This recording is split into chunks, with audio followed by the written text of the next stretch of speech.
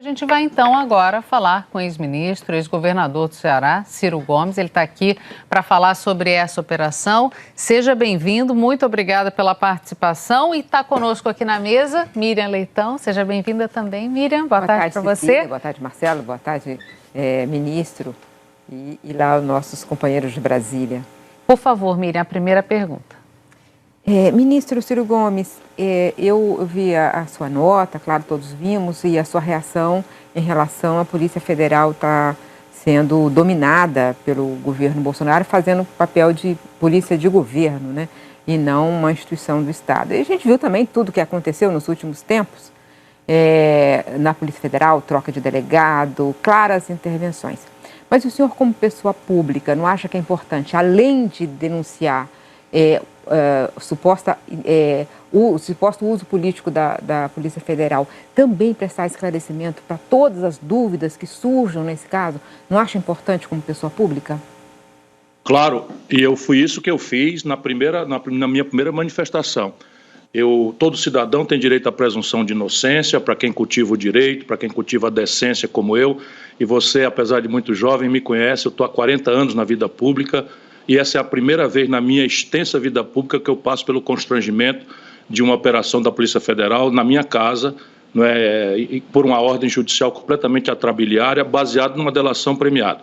A despeito de todo cidadão ter direito disso, eu acho que o homem público tem que ter a paciência e a humildade de explicar, e é o que eu quero se vocês me derem a oportunidade.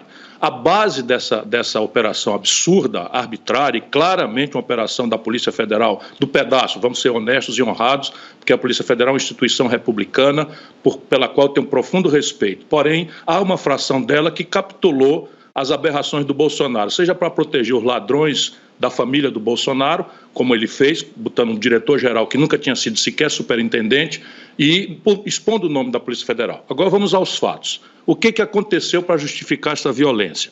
Em 2012, se eu estiver sendo muito extenso, vocês me perdoem, mas é só essa frase que eu vou falar. Em 2012 aconteceu uma concorrência, aliás, começou em 2011, para o estado do Ceará, como outros estados que tinham a sede da Copa do Mundo, escolher a empresa que iria fazer.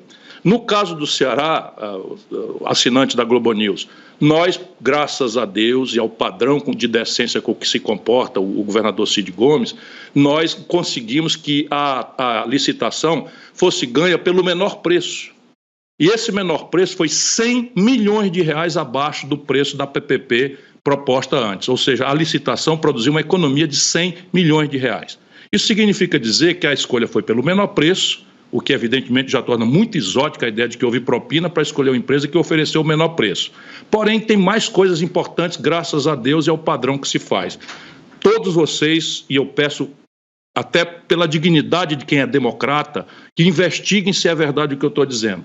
O que fez o estádio do Castelão ser o mais barato entre todos os estádios de Copa do Mundo do Brasil e do mundo, desde a Copa de 2002, em qualquer lugar. Isso tudo eu vi depois que essa violência aconteceu na minha casa. E o delator, em momento algum, me refere. Um deles diz que nunca esteve comigo. O outro diz que esteve comigo e que falou se haveria uma licitação correta, eu não lembro disso, mas ele diz na delação que eu teria dito para ele na hora, que fique tranquilo que no Ceará ganha quem coloca o menor preço. Isto está escrito no mandado que eu recebi. Ou seja, a licitação foi pelo menor preço, o Ceará economizou 100 milhões de reais na licitação, com isso fez o estádio mais barato do Brasil. Ninguém faz mandado, eu peço aos juristas brasileiros, aos professores de direito, que venham em socorro desse democrata honrado, que faz da vida pública um ato de decência, 40 anos, nunca fui envolvido em qualquer tipo de suspeita. Um juiz decreta, talvez induzido em erro pela Polícia Federal do Bolsonaro, decreta uma medida cautelar que é produzida quando, por exemplo, um policial ouve falar num depoimento de que existe 1 quilo de cocaína e ele precisa então fazer uma medida cautelar para apreender a cocaína, ou seja, a prova do crime que foi denunciado. Não existe providência cautelar para produzir elementos de prova de fatos que teriam ocorrido há 9 anos atrás. Portanto, não há a menor dúvida de que eu estou sendo vítima de uma grande arbitrariedade.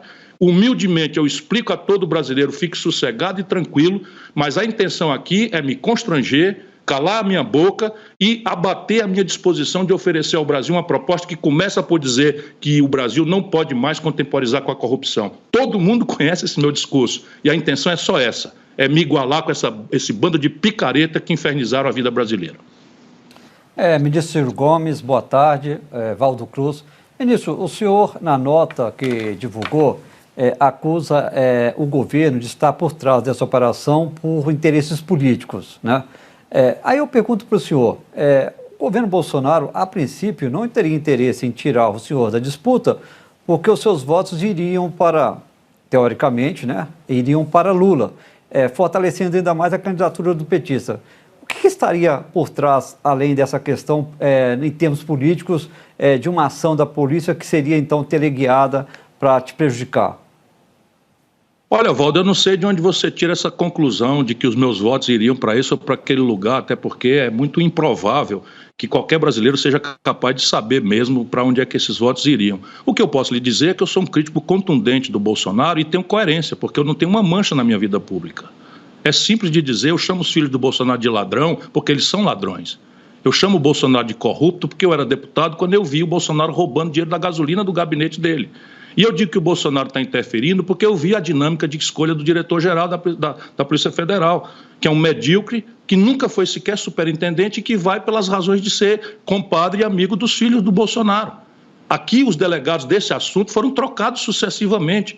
Eu conheço muita gente da Polícia Federal que está me telefonando e dizendo que estão extremamente constrangidos com essa aberração. Como eu também conheço, não é, como é que se comporta essa gente aí que desenvolveu esse tipo de conduta no Brasil, em que você joga lama na honra das pessoas para depois cair na nulidade, como aconteceu recentemente no Brasil, inclusive envolvendo gente honesta com gente ladrão, gente corrupta e gente picareta. É isso que se vai produzir, não é? Se quiserem investigar, eu quero ser investigado. Agora eu peço celeridade, peço equilíbrio e pergunto a todos os juristas brasileiros: existe uma medida cautelar de busca e apreensão que invada a casa de um cidadão de bem, que faz da vida pública e, portanto, precisa do seu bom nome, da sua respeitabilidade, né? A sua vocação, como é o meu caso, 40 anos de vida pregressa, nunca aconteceu nada sequer remotamente parecido. Eu comandei a economia do Brasil, não é, Miriam? Fui ministro da Fazenda, sabe? Eu fui ministro da Integração Nacional, comandei projetos importantes no Brasil, eu fui deputado federal, eu fui governador do Ceará.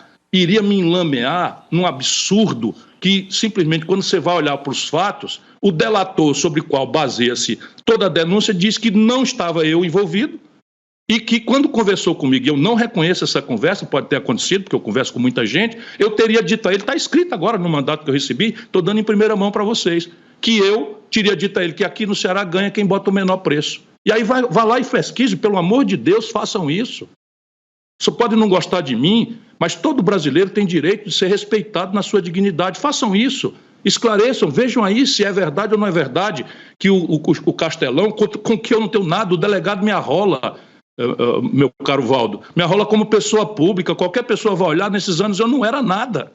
Eu fiz uma opção de não ter mandato, porque quis não ter mandato, meu último mandato político foi 2006, 2010, deputado federal. Nunca tive nenhuma relação com licitação, de seja de que for, e a delação premiada, que já merece suspeita, porque é uma delação premiada, onde a pessoa está buscando, não é, diminuir sua pena, quando refere a mim, diz que me procurou, e eu não reconheço isso, mas para argumentar, eu estou dizendo que ele diz na delação premiada que eu disse a ele que ele ficasse tranquilo, que a licitação no Ceará ganha quem coloca o menor preço. E o fato é que o menor preço, 100 milhões abaixo da proposta original, foi o que ganhou a licitação no Ceará. Se isso for verdade, é preciso que a gente tenha clareza que eu estou sendo vítima de uma grande indignidade, vou me defender e vou acima para pesquisar, para buscar a responsabilização de todas essas autoridades que arbitrariamente estão me causando esse constrangimento e a minha família.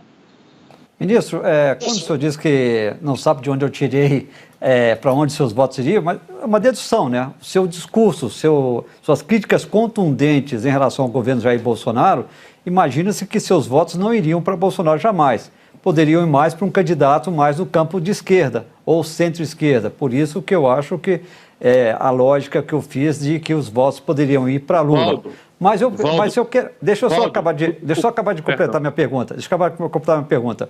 Então, nessa questão política, o senhor acha que o governo Bolsonaro estaria agora usando o mesmo estilo de atuação de uma Polícia Federal que ele vinha criticando até agora, até pouco tempo, porque não criticava na campanha, mas criticou agora, ou seja, a espetacularização estaria sendo usada contra inimigos dele?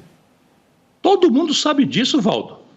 Agora, deixa eu dizer aqui uma coisa, aqui é um homem ferido na sua dignidade. Se eu for um homem honrado, se eu não tiver cometido nenhum erro, se eu não tiver me envolvido em nenhum tipo de falcatrua, eu ter recebido a Polícia Federal, sendo pré-candidato à presidência da República do Brasil, e deixar uma suspeição que envolve um constrangimento pessoal profundo, porque eu tenho pudor, eu cultivo a decência, eu estou olhando no olho da câmera para que todo mundo possa intuir do meu olho, eu cultivo a decência, que são 40 anos. Isso vai passar. Mas, nesse momento, alguém está duvidando da minha honradez. E é disso que eu estou falando. Agora, alguém duvida das minhas críticas ao Lula e ao PT? Será possível que esse é o cálculo que nós vamos fazer? Se a minha dignidade estiver sendo ferida, se um democrata estiver sendo combatido com as ferramentas do Estado brasileiro, a Polícia Federal, um juiz descuidado, enquanto isso eu estou esperando, vou atravessar uma petição para que o juiz reconsidere, porque não há nenhum elemento que justifique isso em relação a mim pessoalmente. Embora todo homem público deva ser examinado, eu não tenho nenhum problema. Eu, por exemplo, eu defendo que homem público não deva direito a sigilo bancário. Agora, entrar aqui e fotografar o diário pessoal da minha esposa. Tenha santa paciência. Isso não é um país que para quem quer como eu, ainda acreditar no direito e na democracia. É aí que está o meu espírito, sabe, Valdo?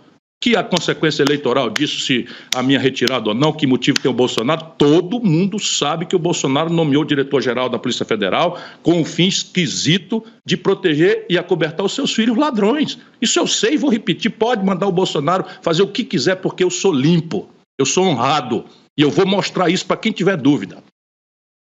Ex-ministro, aqui é a Ana Flor. A Polícia Federal diz que há indícios de que parte dos recursos que seriam propina teriam ido como doações disfarçadas de campanha. Queria que o senhor explicasse isso. Também esse caso está desde 2018 com a Polícia Federal. Nesse meio tempo, o senhor não foi acionado em nenhum momento? O senhor já teve acesso ao inquérito? Ana, nunca ouvi falar. É isso que eu estou lhe dizendo, nunca ouvi falar. Eles chegaram hoje às 6 horas da manhã, tocaram o interfone e eu acordei e eles tinham mandado, inclusive, com defeito. E como eu sou profissional do direito, sou advogado, eu disse para ele, olha, aperfeiçoe o mandado, porque estava com o número do apartamento errado, porque naquele entrementes eu queria saber até se não era um atentado, se não era um truque, se não era alguma coisa, porque eu não devo nada e não estou respondendo a nada, não fui chamado para explicar nada. Percebe? Ninguém faz isso num país, no Estado de Direito democrático. Uma ação cautelar, especialmente contra um pré-candidato, um homem público, do que eu vivo? Eu vivo do meu bom nome, sabe? Eu recusei 3 aposentadorias porque eu cultivo a decência, achava imoral receber aposentadoria. Eu não fui morar no palácio. Não quero ensinar isso para ninguém, mas não fui morar no palácio porque considerava uma mordomia descabida para o meu padrão de decência. O que eu tenho direito? Eu tenho direito de ser tratado como um homem decente, até que alguém demonstre a evidência de que eu não sou decente. Uma suspeição que vai arranhar a minha imagem na hora que eu estou me preparando para lançar uma candidatura que é dificílima. Eu vou contra o Lula, vou contra o Bolsonaro, vou contra esse picareta que é o Sérgio Moro, que provavelmente está fazendo escola também. Eu tenho direito ao meu bom nome e vou buscar a defesa disso, custe o que custar.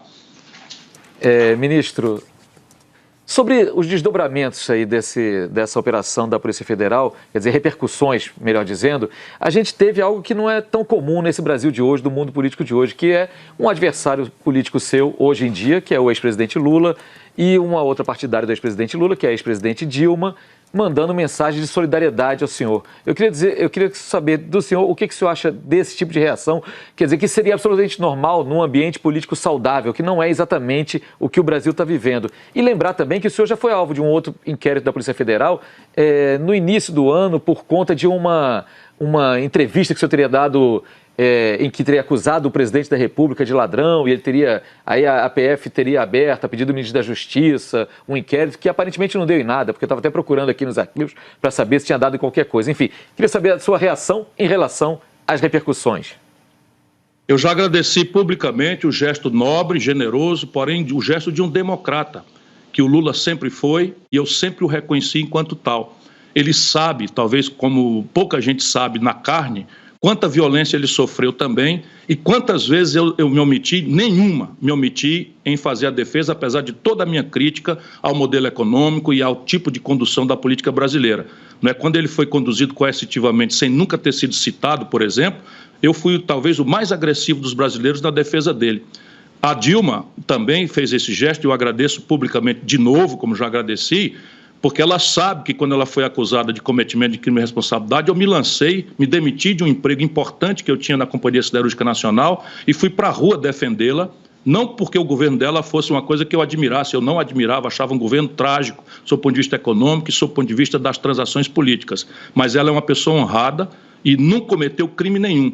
Portanto, nós democratas temos que nos proteger, e nós não estamos nos protegendo pessoalmente, nós estamos protegendo a regra, porque se nós agora transformarmos em normal você perseguir e querer matar civicamente ou fisicamente o seu adversário, aí por que nós vamos acreditar mais em regra, em direito e em democracia?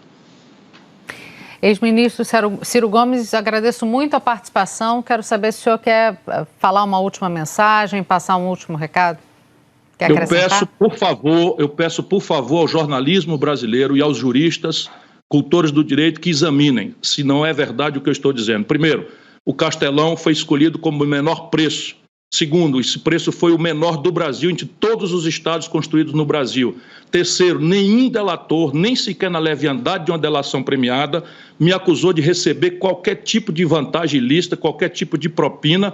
E quando mencionado o meu nome é para dizer que eu disse, agora que eu acabei de ler, que no Ceará ganhava licitações aqueles que pusessem o menor preço. E eu quero dizer que o delegado me arrolou como pessoa pública. De novo, eu não era pessoa pública nenhuma. Portanto, eu estou sendo vítima de uma arbitrariedade, eu acho que não estou acima da lei, vou me explicar, vou fazer tudo o que eu puder com humildade para explicar a todos os brasileiros que gostam ou não de mim, que eu sou homem honrado, meus defeitos são outros, e vou buscar, no limite do que eu for necessário, reparar essa violência que o senhor Jair Bolsonaro e todos os seus asseclas, infelizmente alguns deles entre autoridades do Judiciário e da Polícia Federal, fizeram contra mim e contra a minha família. Agradeço muito a participação, muito obrigada por estar aqui conosco.